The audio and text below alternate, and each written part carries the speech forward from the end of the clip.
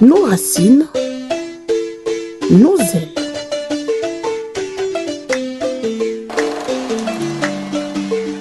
Ici, on parle culture, histoire, identité et héritage sans filtre et avec fierté.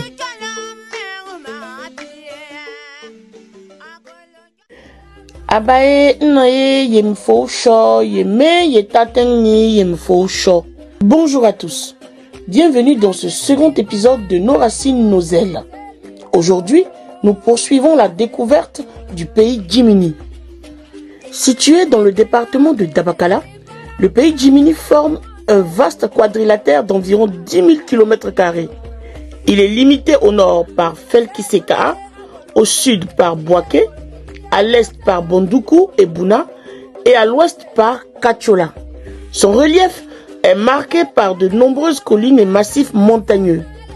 Le Djimini compte parmi les plus anciens peuples de Côte d'Ivoire, avec une présence qui remonterait aux environs du XIe siècle. Le peuple Djimini n'est pas homogène. Selon les travaux linguistiques sur le Djimini, il existe plusieurs dialectes que sont le Djafolo, le Dofana, le Fulo, le Kanegbono, le Kumbele, le Kawolo, le Singala, le Bidjala, le Bandoro et le Kwana. Le Singala est considéré comme le dialecte de prestige de la ville de Dabakala. Les Djamala, quant à eux, ont une structure particulière au sein de cet ensemble. Parce qu'une partie du Djamala parle le Malinké, tandis que l'autre partie, le Djimini.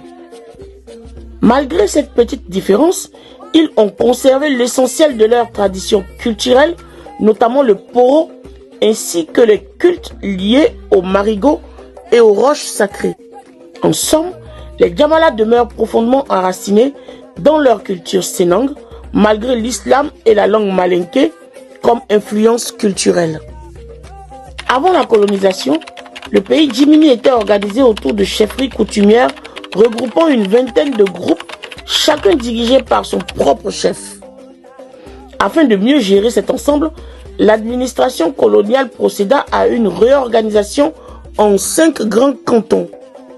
On a le canton Djimini central, basé à Kafou, le canton Djimini est, basé à Kotolo, le canton Djimini nord, basé à Sokala, le canton Djamala est, basé à Satama Sokura, et le canton Djamala ouest, basé à Satama Sokoro.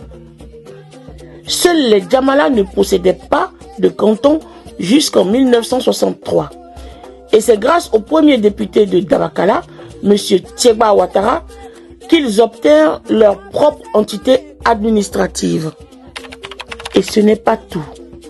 Dans le prochain épisode, nous démontrerons pourquoi, contrairement à une idée répandue, les Djimini ne sont pas des Malinké.